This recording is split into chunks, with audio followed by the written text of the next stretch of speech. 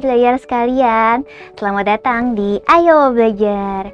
Gimana kabar sobat belajar sekalian? Mudah-mudahan hari-harinya bisa dilewati dengan baik. Kalaupun ada sesuatu yang tidak baik, Kafia nggak bosan-bosan untuk ngingetin sobat belajar di rumah untuk coba memperbaiki moodnya dengan apa? Dengan berkaca, bercermin.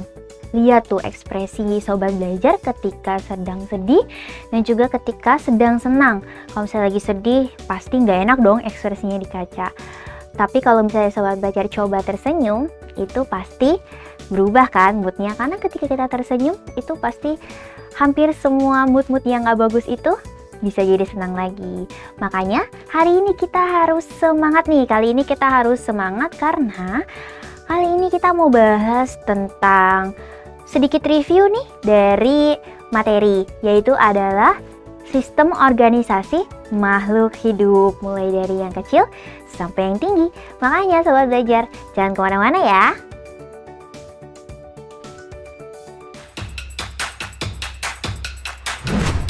Jangan lupa belajar, karena sekarang belajar itu mudah. Ayo belajar!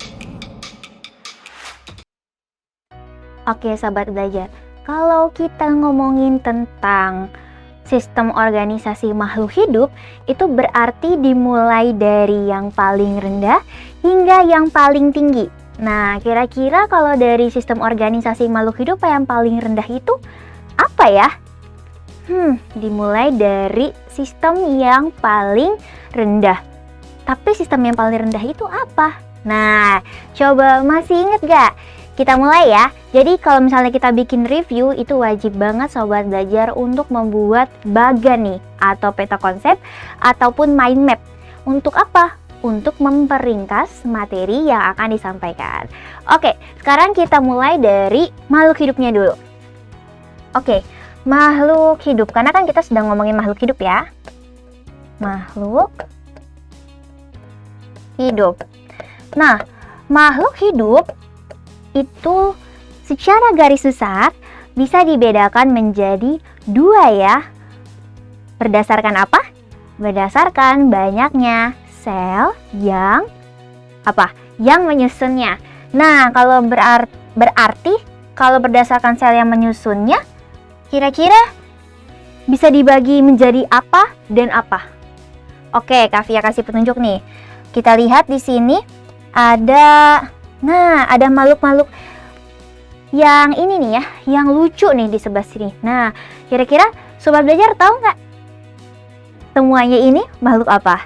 Oke, yang bentuknya kayak sendal jepit ini adalah paramecium. Terus di sini ada amuba dan di sini ada protista. Nah, kalau mereka kan berarti makhluk-makhluk yang masih sangat sederhana ya struktur tubuhnya. Dan apa? Ciri khasnya hanya terdiri dari satu sel, sehingga disebut sebagai makhluk hidup yang uniseluler. Oke, kita bandingkan dengan makhluk yang ada di sini. Oke, tadi di sebelah sana hanya terdiri dari satu sel saja. Tetapi kalau kita sudah membicarakan tentang tumbuhan dan hewan, berarti sudah banyak sekali ya sel-sel yang menyusun, karena kan menjadi suatu organisme yang kompleks dengan banyak sekali organ, sistem organ dan juga jaringan yang menyusunnya. Sehingga makhluk-makhluk kompleks seperti tumbuhan dan hewan itu disebut sebagai makhluk multiseluler. Nah, baru nih sobat belajar, pada makhluk multiseluler itu ada namanya tingkat organisasi. Karena kalau misalnya makhluk uniseluler seperti protista, amuba dan juga protista, amuba dan juga bakteri, itu kan hanya terdiri dari satu sel, berarti ya memang tingkatannya hanya sampai dengan sel. Tapi kalau misalnya sudah multiseluler, berarti sudah terdiri dari banyak sekali sel. Berarti sama ya, makhluk hidup itu semuanya terdiri dari sel. Semua awal mulanya disusun dari sel. Kemudian sel-sel ini akan membentuk sebuah kelompok ya kan, sel yang memiliki bentuk dan juga struktur serta fungsi yang sama akan bergabung membentuk suatu apa coba? Suatu jaringan. Betul sekali. Nah, setelah membentuk jaringan, maka jaringan-jaringan ini akan berkumpul kembali membentuk suatu sistem, ya kan? Nah, makanya dia disebut sebagai sistem organisasi, tingkatan organisasi, karena semakin bertingkat. Oke, dan semakin ke atas itu akan semakin kompleks. Oke, kita mulai lagi dari jaringan ya. Nah, jaringan yang saling berkaitan ini, jaringan yang saling berkumpul ini akan membentuk menjadi apa sobat belajar? Menjadi organ. Kemudian organ-organ yang ada di tumbuhan maupun di hewan nantinya akan bersatu nih, ya kan, membentuk suatu sistem yang dinamakan dengan sistem organ. Oke. Sampai dengan sistem organ ya. Nah, kita lihat lagi dari tingkatannya. Yang pertama adalah sel, unit terkecil dari suatu makhluk hidup. Kemudian sel akan bergabung menjadi jaringan, ya kan? Kemudian jaringan akan membentuk organ, dan organ akan membentuk sistem organ. Nah, seperti itu ya tingkatan dari makhluk hidup multiseluler. Nah, sekarang kita bahas nih, gimana sih kalau misalnya sel, jaringan, organ, sistem organ ini kita lihat secara langsung pada makhluk hidupnya. Tadi kan yang kita bahas adalah tumbuhan dan juga hewan. Oke, kita lihat. Yang pertama kita bahas adalah tumbuhan. Oke, tumbuhan dulu ya. Oke, tumbuhan karena ujungnya adalah sebuah pohon. Nah, di sini kita lihat adalah sel tumbuhan ya. Tumbuhan. Oke, kita kasih mark dulu, kita kasih judul dulu, adalah tumbuhan. Ingat, tadi susunan terkecilnya adalah sel. Ini ya, berarti ini adalah sel tumbuhan. Di mana sel tumbuhan ini dia memiliki ciri khas, ya kan? Beda dong sel tumbuhan dengan sel hewan, ya kan? Nah, kalau sel tumbuhan itu punya suatu ciri khas nih, yang mengakibatkan tumbuhan ini tidak bisa bergerak secara bebas. Coba bayangin kalau misalnya sobat belajar pernah lihat nih ada pohon yang lari-lari. Serem kan ya? Terus pertanyaannya juga, kenapa tuh pohon gak bisa lari? Kenapa hewan bisa berlari? Bisa nggak sih kalau manusia itu berdiri tegak seperti tumbuhan? Bisa nggak hewan cuma berdiam diri seperti tumbuhan? Nah, jawabannya ada pada struktur selnya. Jadi kenapa tumbuhan itu tidak bisa bergerak bebas seperti hewan dan juga manusia? Karena di dalam sel tumbuhan memiliki dinding sel. Nah, yang hijau ini nih sobat belajar. Kita lihat ya. Yang warna hijau ini adalah dinding sel. Nah, ini nih si pelaku alias tersangka yang membuat gerak tumbuhan menjadi tidak bebas. Tumbuhan bergerak, tapi tidak sebebas hewan dan juga manusia. Jadi kalau misalnya sobat belajar perhatikan nih, sebenarnya tumbuhan itu dia memiliki arah tumbuh gitu. Jadi ada hormon, ada salah satu hormon di dalam tumbuhan yang mempengaruhi pertumbuhan, yaitu pertambahan ukurannya. Nah, sifatnya dari hormon itu adalah dia tidak bisa kontak nih dengan matahari. Kalau misalnya dia kontak dengan matahari, justru pertumbuhannya akan berhenti. Nah, makanya tumbuhan itu kalau sobat belajar perhatikan, sebenarnya arah tumbuhnya itu seperti bertolak belakang nih dengan cahaya matahari. Nah, untuk apa? Untuk melindungi hormon auksinnya, untuk melindungi hormon pertumbuhannya. Seperti itu ya. Nah, selain itu dinding sel ini juga dia berfungsi untuk sebagai proteksi dari tumbuhan. Kalau misalnya di manusia dan hewan punya kulit, kalau misalnya di tumbuhan dia punya dinding sel. Tapi di dalamnya juga tetap ada membran sel. Ya, jadi dia seperti double protection. Ada membran sel dan juga ada dinding sel. Seperti itu. yang khas lagi dari sel tumbuhan adalah, lihat nih, kalau sobat belajar perhatiin ada dua organel yang dia hampir mengisi seluruh ruangan dari sel. Nah, ada ini nih. Ada satu, ada dua ya. Nah, yang panjang ini kayak terong ini adalah vakuola. Kalau yang ungu ini adalah nukleus atau inti sel. Oke. Nah, sebenarnya di hewan juga punya vakuola. Tapi karena hewan dan juga manusia itu bergerak sangat aktif, jadi vakuola yang fungsinya sebagai penyimpan makanan ini dia bentuknya lebih kecil karena kan energinya selalu digunakan, ya kan, selalu digunakan. Tapi kalau tumbuhan dia memang besar karena gerakannya tidak sebesar hewan dan juga manusia. Jadi banyak nih cadangan makanan yang bisa disimpan di vakuola. Seperti itu ya. Terus juga pasti udah tahu ya kalau misalnya di tumbuhan itu juga ada satu organel yang spesial banget, yaitu adalah plastida. Oke, yang ini ya, plastida. Dimana fungsinya adalah sebagai tempat terjadinya fotosintesis. Jadi klorofil yang membuat warna daun menjadi hijau itu berasal dari plastida gitu. Jadi klorofilnya itu adalah pigmen yang berada di dalam organel plastida. Jadi ada tiga ya. Ada tiga ciri khas dari dari tumbuhan. Ada yang pertama ada dinding sel, yang kedua ada vakuolanya, dan yang ketiga ada plastida. Oke, setelah sel-sel ini kemudian menyatu nih, membentuk suatu jaringan. Ada jaringan apa aja sih di dalam tumbuhan? Oke, next kita ke jaringannya. Yang pertama, jaringan yang paling luar sebagai proteksi pertama dari tumbuhan, yaitu adalah jaringan epidermis. Nah, jaringan epidermis ini dia sebenarnya punya beberapa modifikasi nih sobat belajar. Oke, pernah dengar yang namanya stomata yang dibilang sebagai jendela dari tumbuhan? Itu adalah bentuk modifikasi atau bentuk perubahan dari jaringan epidermis ini, yang fungsinya sebagai tempat keluar masuknya apa? Gas O2 dan juga CO2, seperti itu. Nah, kemudian jaringan selanjutnya adalah jaringan parenkim, yaitu jaringan dasar yang menyusun hampir 80% dari tubuh tumbuhan. Dan parenkim ini dia banyak sekali macamnya sobat belajar, tergantung pada fungsinya masing-masing atau bergantung pada bentuknya masing-masing.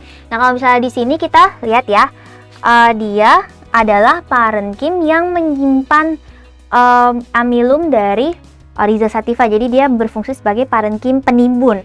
Kalau di sini ada airenkim alias parenkim yang menyimpan udara, yang fungsinya untuk tetap membuat daun untuk tanaman-tanaman yang ada di air, misalnya teratai, itu dia tetap bisa mengapung.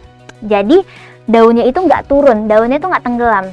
Nah, caranya adalah dengan menyimpan udara biar dia bisa terapung. Nah, itu adalah fungsi dari jaringan airenkim pada parenkim tumbuhan air. Seperti itu ya.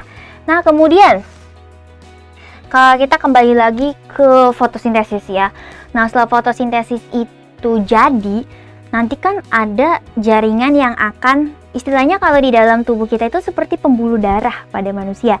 Ketika makanan sudah selesai dicerna kan akan disebarkan ke seluruh tubuh kita kan. Nah, kalau di tumbuhan, sistem peredaran darahnya alias pembuluh darahnya itu adalah floem dan juga xilem. Nah, floem fungsinya untuk apa?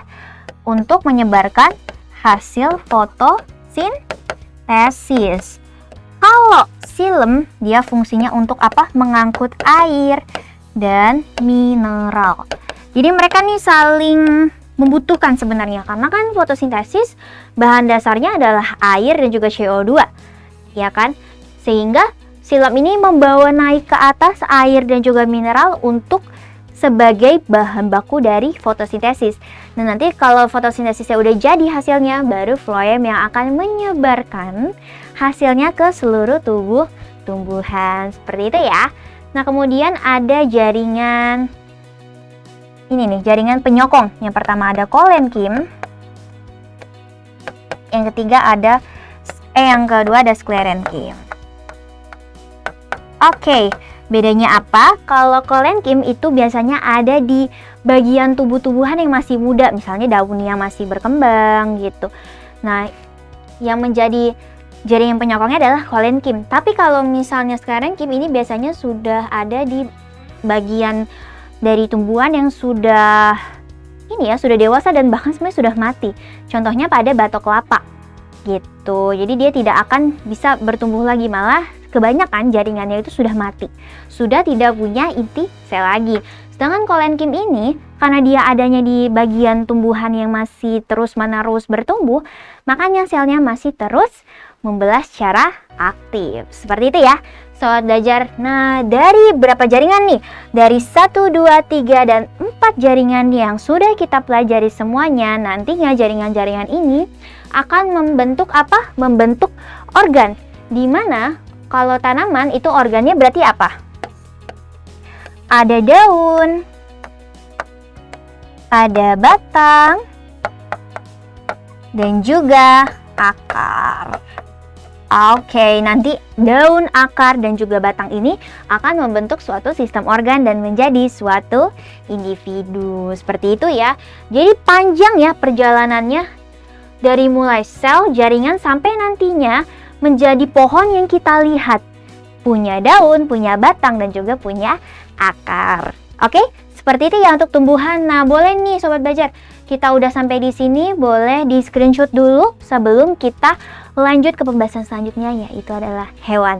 Kafia kasih waktu 5 detik ya. 5. Oke, Kafia mundur deh biar bisa ini nih. 5, 4, 3, 2, 1. Oke. Sudah ya? Semuanya sudah screenshot ya? Kita lanjut. Oke. Kalau ada tumbuhan pasti ada hewan. Kita ganti pen dulu deh biar berwarna. Oke, kita tulis dulu. Setiap bikin mind map itu harus ada title-nya dong, biar kita tahu ini tentang apa, yang ini tentang apa. Oke, kita ganti warnanya biar lebih kelihatan. Oke, hewan. Oke, sama seperti tumbuhan, semuanya dimulai dari sel ya. Kalau sel hewan, lihat Sobat Belajar.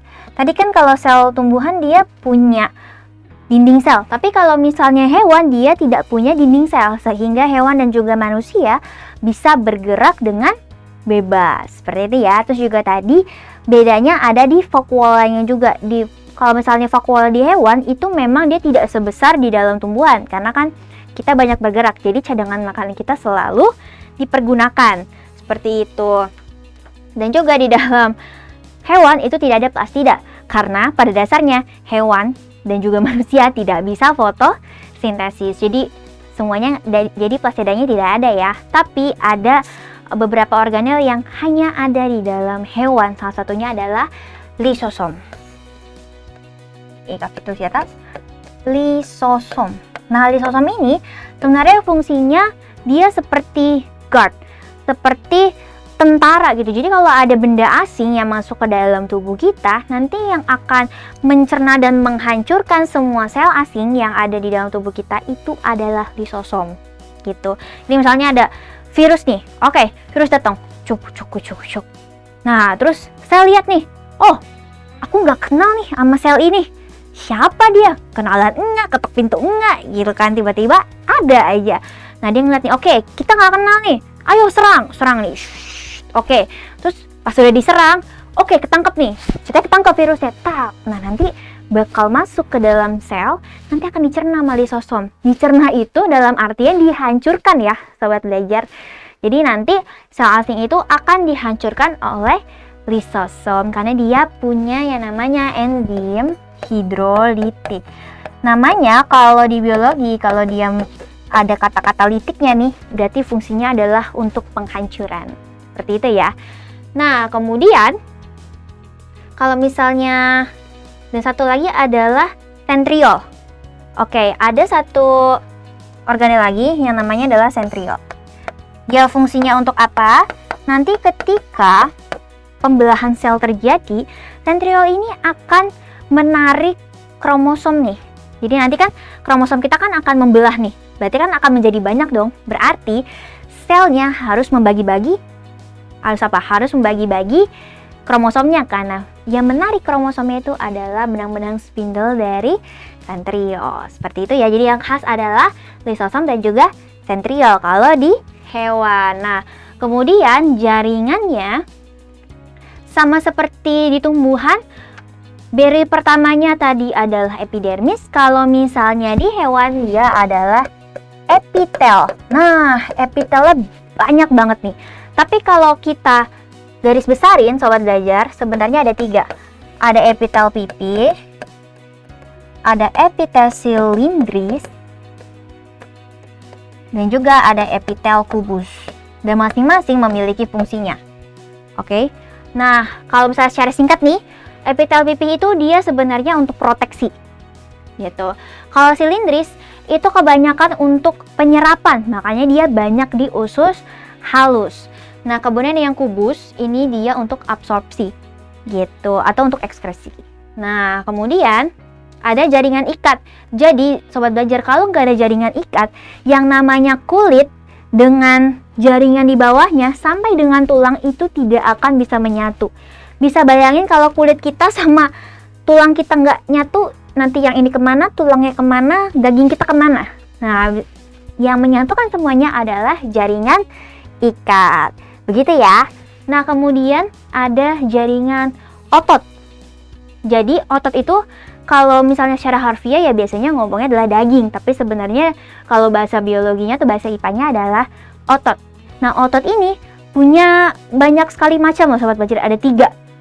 Jadi di pencernaan beda, di jantung kita beda, dan juga di rangka kita beda. Kalau misalnya di rangka atau di tulang kita nih, itu dia namanya adalah otot lurik. Yang ini, otot lurik. Kenapa dia dibilang lurik? Karena motifnya lurik. Tapi otot jantung juga dia punya struktur yang lurik. Bedanya apa? Kalau misalnya di jantung itu dia bercabang, tapi kalau misalnya di otot lurik dia tidak bercabang. Dan juga kalau misalnya di otot jantung dia tidak dikendalikan. Jadi kalau misalnya kita mau bergerak, tangan kita atau kaki kita itu kan dibawa perintah. Kita sadar nih, kita nyuruh tangan kita bergerak. Tapi bagaimana kalau misalnya jantung baru kita suruh dia berdetak, metong duluan kan ya. Nah, seperti itu. Jadi makanya dia bergerak tanpa adanya perintah, sama seperti otot polos yang ada di sistem pencernaan. Jadi sistem pencernaan kita tuh nggak perlu kita perintah untuk ayo cerna makanannya, nggak gitu, dia otomatis seperti itu ya. Yang terakhir, semuanya dikendalikan oleh sistem saraf. Oke? Nah, baru nanti semuanya akan lihat nih, akan membentuk organ dan juga sistem organ yang kita tahu. Oke, seperti sistem gerak, sistem ekskresi, sistem reproduksi, sistem sirkulasi. Nah, banyak sekali ya. Oke, jadi seperti itu sobat belajar. Semuanya dimulai dari sel hingga ke organ. Nah, sekarang kalau misalnya kita udah belajar banyak nih, rasanya nggak enak nih kalau misalnya kita nggak coba untuk ngerjain soal. Ya kan, Akavi banyak banget soal nih buat sobat belajar. Oke, kita lihat. Oke. Ada beberapa soal. Nah, mulai dari yang gampang sampai yang susah dong. Oke, kita lihat ya.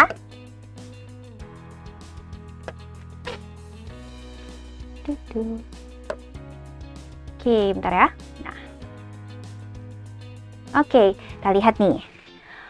Pertanyaan pertama, atlet membutuhkan energi yang lebih banyak ya kalau dibandingin orang normal, karena kan dia harus membutuhkan fisiknya lebih banyak. Nah, kalau misalnya membutuhkan energi yang lebih banyak, kira-kira organel yang dibutuhkan lebih banyak jumlahnya tuh apa ya?